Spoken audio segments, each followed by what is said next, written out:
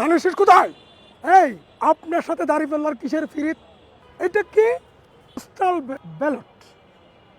প্রবাসীরা এই postal ব্যালটে vote দিবে। বাংলাদেশের প্রধান দল হচ্ছে দুটা, আওয়ামী লীগ আর বিএনপি।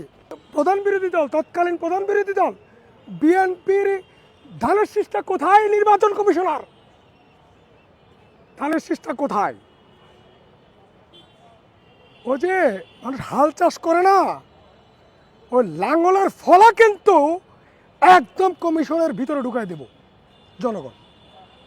দাঁড়িপাল্লা প্রথম সিরিয়ালে, দাঁড়িপাল্লা এর সেকেন্ড পেজটায় প্রথম সিরিয়ালে কি শাপলা কলি।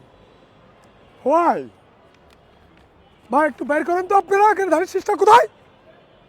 এই নির্বাচন কমিশনার, হুদার পরিস্থিতি তৈরি করব কিন্তু বাংলাদেশের জনগণ।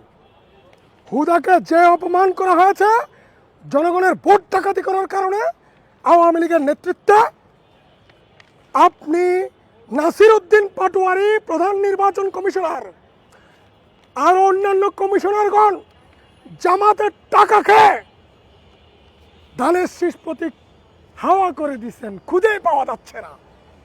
আরে ভাই, যদি বাংলাদেশে যদি 10টা দল ধরি,